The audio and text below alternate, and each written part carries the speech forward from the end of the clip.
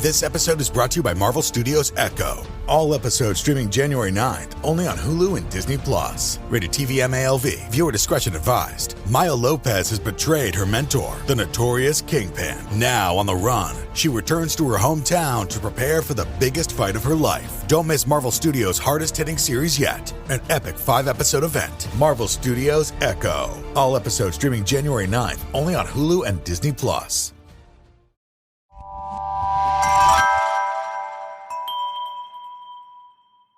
Slow Burn Media and Evergreen Podcast presents Who Killed, a podcast that provides a voice for the voiceless.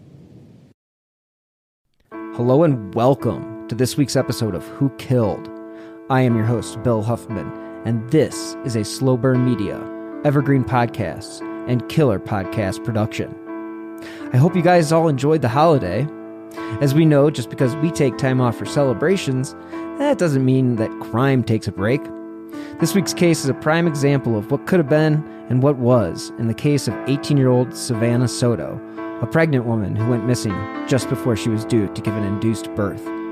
To say this case is tragic is an understatement, and until more details come out, I will provide you with the cliff notes and the press conferences related to this case. Here's a summary of the events that occurred in Savannah Soto's disappearance. She was last seen on December 22nd, around 2 p.m., and it was the last time at the apartment complex where she and Christopher Guerra lived on Grissom Road in Leon Valley. She was driving a gray 2013 Kia Optima that belonged to Guerra.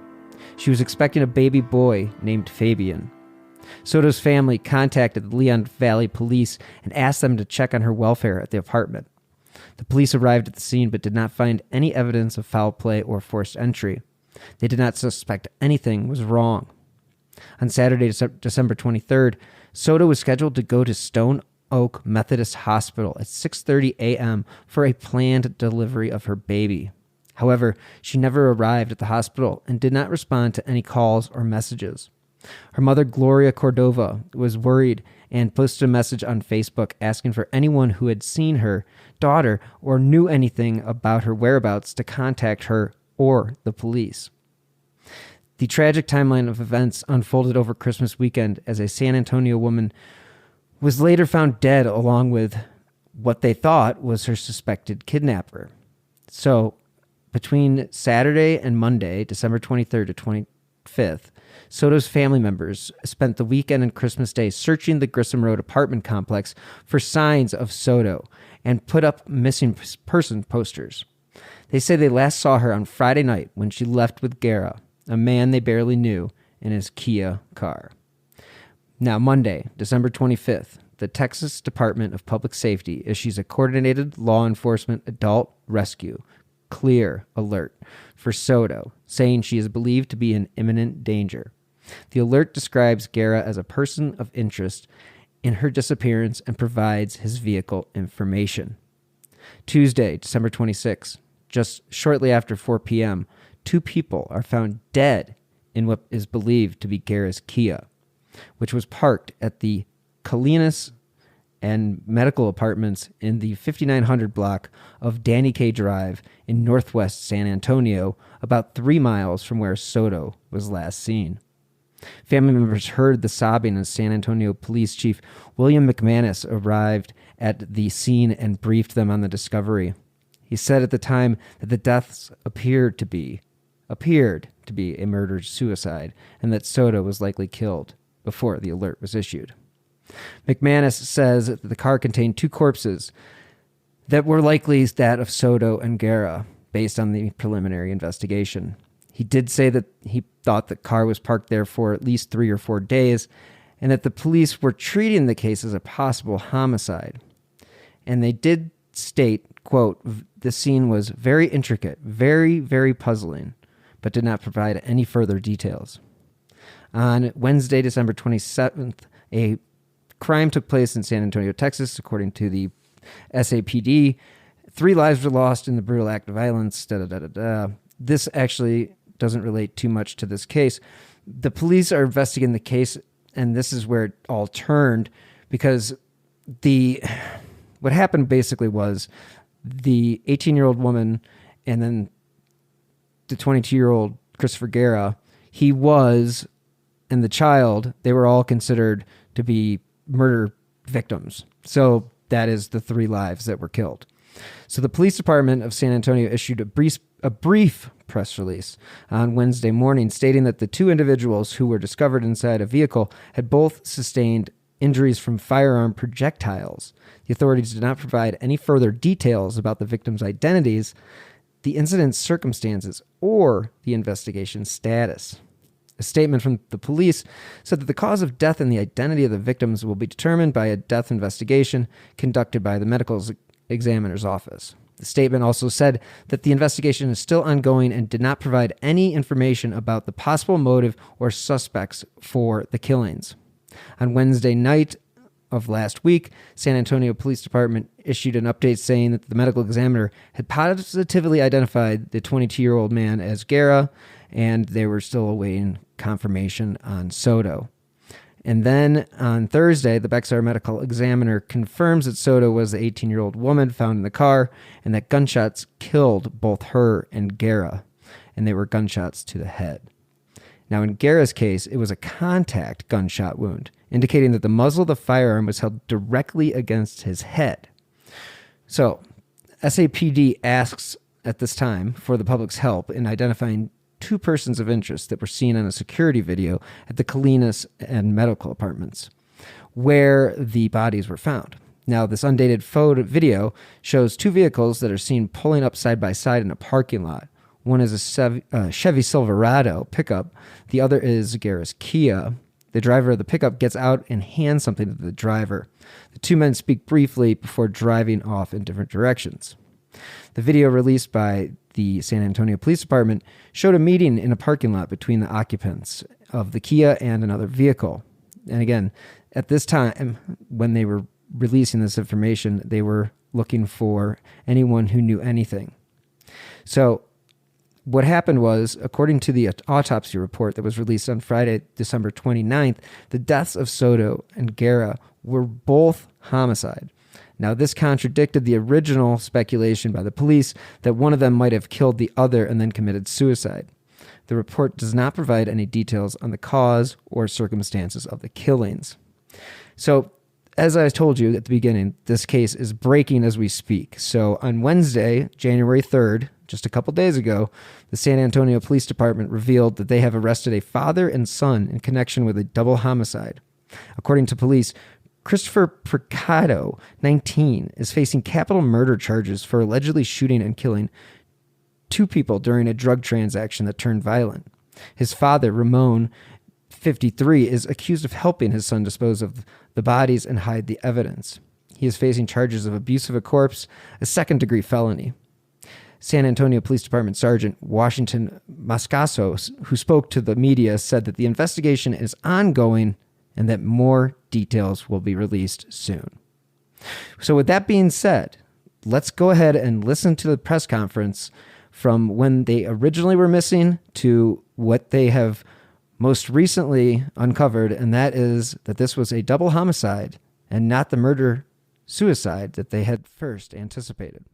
The individuals you saw this evening, the first individual's name is Ramon Preciado, 53 years old, SID number 443-651. The second individual was Christopher Preciado, 19 years old, SID number 119-1061. So the 2 individuals we just walked out today, again, is a father and son. The first individual is a father, the second individual is a son. They're going to be charged. The son's going to be charged this evening with capital murder, and the father's going to be charged with abuse of a corpse. So we do expect more charges to be pending. So I'm not going to go into the whole thing. We all know what kind of led us to this to where we are today. I will say that when we recover, or when the bodies were discovered on Danny K, obviously the investigation began. SAPD detectives made that location and started collecting evidence. One of the key pieces of evidence that we did collect at the scene was Savannah's cell phone. And so that was handed over to our technology team, who was able to download some information on there. With the assistance of the U.S. Secret Service, we were able to get enough information, and so that information was given to our detectives today. With that information, the detectives were able to find a possible location of where the suspect vehicle that was released on that surveillance camera, the surveillance video, possible location where that suspect vehicle might be. They made that location, and sure enough, the vehicle was there. They did a little bit of surveillance on the video or on the vehicle, and then were able to determine which house it belonged to. They went up, knocked on the door. The first gentleman, the first individual, the father answered the door. He knew why the police were there. Was cooperated fully with the investigation. We're brought here to headquarters, and our detectives were able to start interviewing both the son and the father. Again, they were both at the home. They were both brought down here, and the interrogations began. Through interrogating the individuals, our detectives had enough. Based on what they said, there was enough information there to get a warrant signed by a judge tonight. Again, to charge Christopher with capital murder and Ramon with abuse of a corpse. Again, there will be more charges pending. This is what we have right now. I'll answer any questions. Due to the capital murder for the son and then abuse of the corpse charge for the dad, does that mean that you guys believe the son killed them and then the dad helped hide the bodies? Yes. And so I want to touch base on something real quick. Since the release of the video that we put out on the 28th, there has been, internet has blown up with people sending tips and people just sending misinformation. There's a lot of misinformation out there. These two individuals are the only suspects that we were looking for. They were arrested. There were many names being thrown around on the internet. Those people had nothing to do with this. We vetted them and everything. They didn't have anything to do with these murders. So the individual, again, Christopher, we believe committed the murders of Matthew and Savannah, and then Ramon helped. Did they say why? It appears to be a narcotic-related deal that went bad. Do we know the connection between this father and son and Matthew and Savannah, or the connection to the apartment complex? So there's no apparent connection to the apartment complex. It's just a place where they went to go dispose or hide the vehicle with the bodies in it, and it appears that it was a drug deal. So there was like a drug connection to the suspect and the two victims. When you say abuse of a corpse, can you talk about that a little bit? Was there any mutilation, or is that? It's just when you hiding the body, moving the body after discovering that and all that kind of stuff. Yep. When he killed them? When exactly? So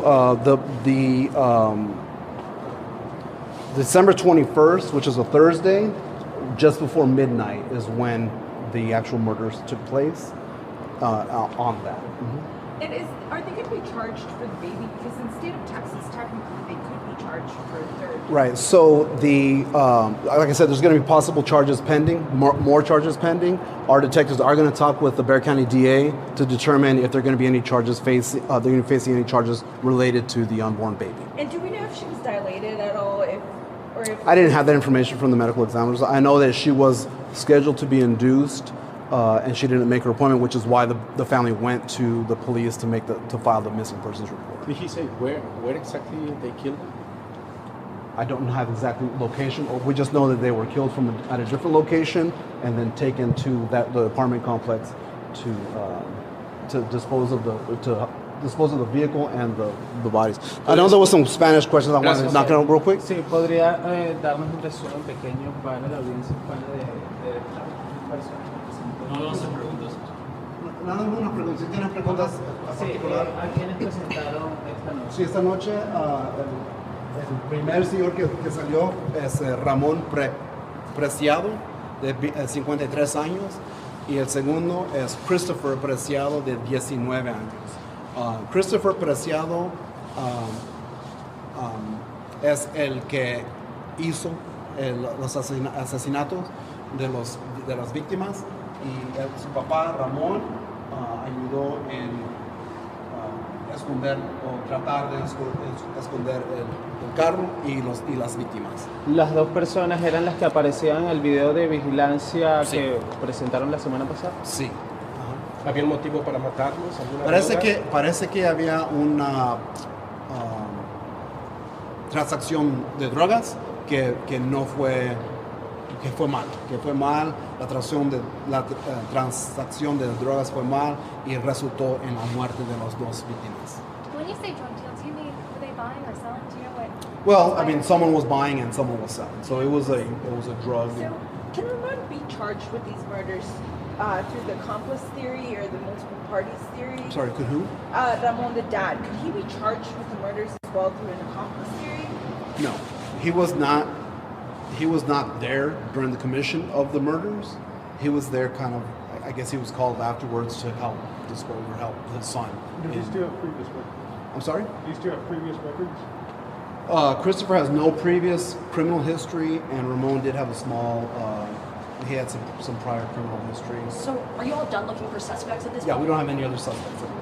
And that surveillance video, were they alive during that surveillance video? They were not alive during that. Last question, guys. Christopher killed them and then moved the bodies to the car? Correct. Well, I mean, I don't know if he moved them into the vehicle.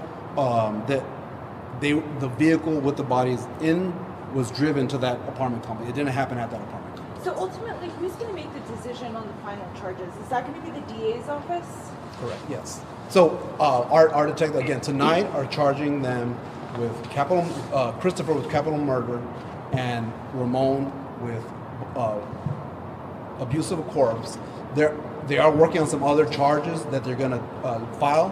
But regarding, I think specifically the question that you had about the unborn baby, they're going to have a conversation with the DA to determine whether they can charge or put the baby as another victim on this. So does SAP have any say whenever they talk to the DA's office? Absolutely, yeah. It's a collaboration with our DA's office. Would you say SAPD is going to seek that they're charged for the unborn baby?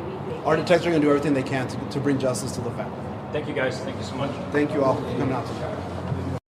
Because this is an open investigation, I'm not going to answer questions unless it's to confirm something I've just said. But I'm not going to answer questions that may get into the details of the investigation.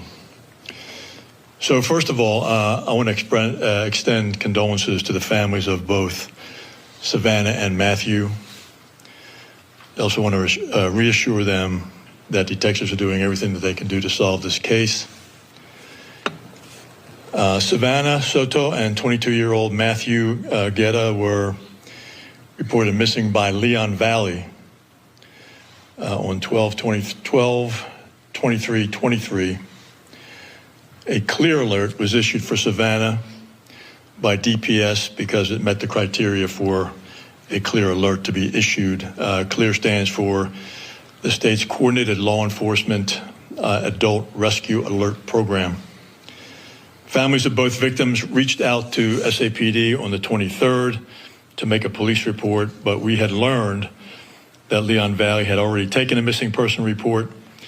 Savannah and Matthew resided in Leon Valley's jurisdiction, and were last seen in Leon Valley. Therefore, Leon Valley was the reporting jurisdiction. Officers did document details provided by the family members under an SAPD information report. On the 26th at about 4 o'clock, SAPD was called to assist Leon Valley PD at 5903 Danny K. Leon Valley was requesting assistance. Families of both victims were at the location and reported to Leon Valley PD that earlier in the day, they received information that the missing gray Kia Optima was at the Danny K address. When police arrived, they discovered 2 people in the Kia. EMS was called to the scene, and they pronounced both victims at the scene. It appeared that the vehicle had been located at that location for several days. The medical examiner had identified 22-year-old Matthew as one of the deceased victims in the vehicle, and he died from a gunshot wound to the head. The manner of that death is still pending. The second deceased victim has not yet been officially identified by the medical examiner. However, I think we can be confident that that second victim was Savannah. This case is being investigated as a capital murder case. Detectives right now are combing through days of surveillance video from several different locations that the victims were known to be, where the victims were known to be. Detectives are hopeful that surveillance video will lead to the events leading up to their death. Detectives are also combing through social media and cell phone records to determine the last communications with the victims. We have a video here that we're going to share with you. We have already put it out on social media. You may have already seen it, but we're going to run this video here today. We are hoping that someone is able to identify the individuals that are seen in this video. If anyone has any information regarding what they may see in this video, we would ask that you call homicide on 207-7635. You can remain anonymous. You do not have to give your name. The video was taken from a nearby location where the bodies were located. And finally, here is a slowed down image of the first person of interest getting out of the Chevy Silverado that is seen next to the Kia. And then here's another, there'll be another slowed down image of the second person of interest getting out of the victim's Kia Optima. Once you've looked at the video, I will take a few questions, again, only to clarify what I've said if you're not quite sure about it, but I will not take questions other than what I've just talked about because the investigation is still active. Chief, you said the ME said that for Matthew Guerra, it was a gunshot wound to the head, but when we called them, they said it's a contact gunshot wound. What does that mean? It means that it was there. When we talk about the manner of death has not been determined, the manner meaning, was it a suicide or was it a murder? So that's what the ME has yet to officially put out. So there's a possibility that this could be a murder-suicide? That possibility exists, but right now we don't believe so unless we get information from the ME that would change our current course. You don't believe so, and I wonder the callousness of all this. What is your message to the person or persons who may have committed this? You know, somebody asked me that the other night, and I don't know what value that adds to this interview, what message I would put out. I mean, clearly, it was a heinous act. It was, unspeakable, the tragedy of it. I mean, what message would I give to those folks? I mean, I don't see what the value of that question is, but anyway. And just to clarify, you are treating this as a homicide for both people? It is a capital murder investigation. For both victims? Yes, right now, unless we get information that changes that. And Chief, when was this surveillance video? Is this from the 26th? Say it again? Where and when was this surveillance video taken? A few days before Yeah. the bodies were discovered. And where was this? What's the address of this area? Where what? What's that? Is this where the bodies were discovered? Very close to it, yes. Very close to it. I do see, I believe he is handing something to the driver of the pickup truck. Do we know anything about that? I mean, that's what we're looking at.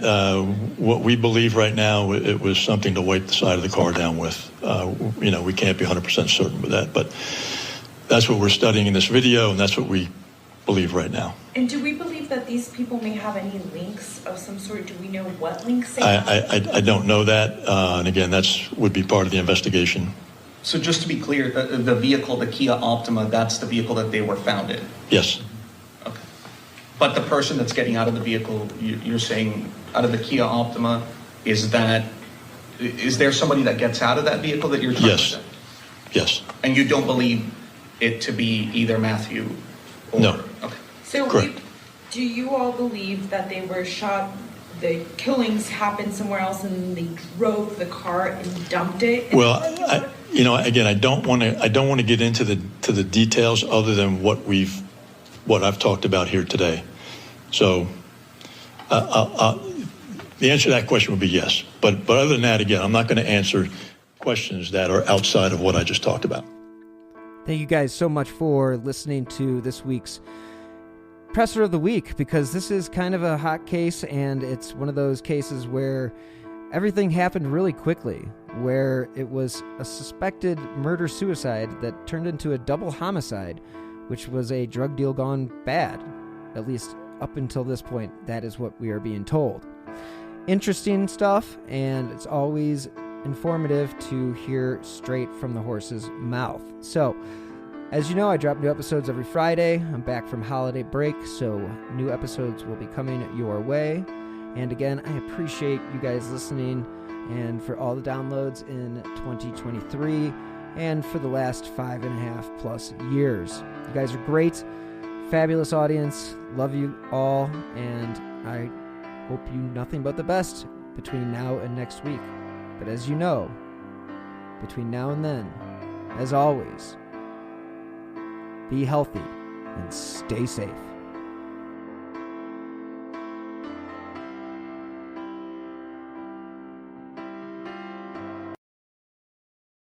Hi, this is Amy and Vanessa from She Goes by Jane, where we shine light on the stories of missing and unidentified women. On November 7th, we're sharing Nahita's story for the first time in a podcast. And this is a story that I thought I knew, but after reading police reports, became more complicated than I thought. When investigators are called to Nahita Khatib's house, everything looks fine. Her purse is on the kitchen table, her cup of coffee is on the counter, and her 2-year-old niece is in her playpen. The only thing amiss? Nahita is missing.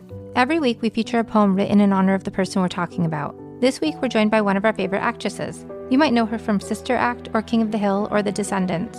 But if you're like us, you'll know her from Hocus Pocus. She's the much-beloved Kathy Najimy. Join us November 7th to hear Nahita's story.